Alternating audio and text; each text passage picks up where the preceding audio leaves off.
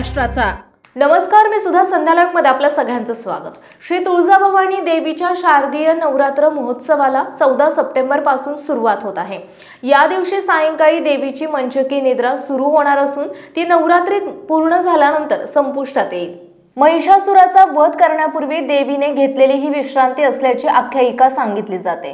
दरम्यान या महोत्सवाची कोजागिरी पौर्णिमेला सांगता होणार असल्याचे मंदिर प्रशासनाने कळवले आहे। तुळजाभवानी देवीच्या वार्षिक शारदीय नवरात्र महोत्सवाची भाविकांना उत्कंठा लागून असते।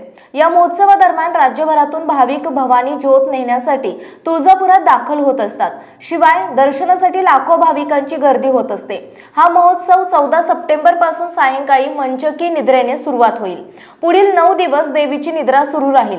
22 सप्टेंबर रोजी पहाटे निद्रा संपुष्टात येऊन दुपारी 12 वाजता विधिवत घटस्थापना होईल। यानंतर 23, 24 आणि 25 रोजी नित्योपचार पूजा आणि रात्री छबिना मिरवणूक निघणार आहे। 26 रोजी ललित पंचमी निमित्त देवीची रथालंकार पूजा बांधण्यात येणार आहे।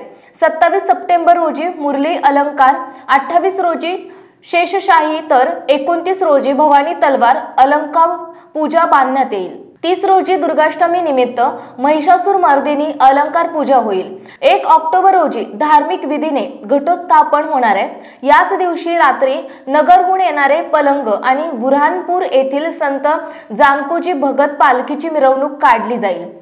2 ऑक्टोबर रोजी विजयादशमी निमित्त देवीचा सीमोल्लंघन सोहळा आणि मंदिरातील मिरवणुकीनंतर पुन्हा देवीची मंचकी निद्रा सुरू होणार आहे। कोजागिरी पौर्णिमेनंतर 7 ऑक्टोबर रोजी पहाटे मंदिर पौर्णिमेचे औचित्य साधून देवी मूर्तीची पुन्हा सिंहासनावर प्रतिष्ठापना होईल आणि रात्री सोलापूरच्या काठ्यांसह छबिना आणि जोगवा हे विधी होतील।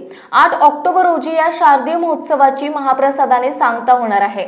ताज्या आणि महत्त्वपूर्ण बातम्या पाहण्यासाठी आजच आमच्या संध्या लाईव्ह न्यूज चॅनलला YouTube वर सबस्क्राइब करा आणि बेल आयकॉन प्रेस करा।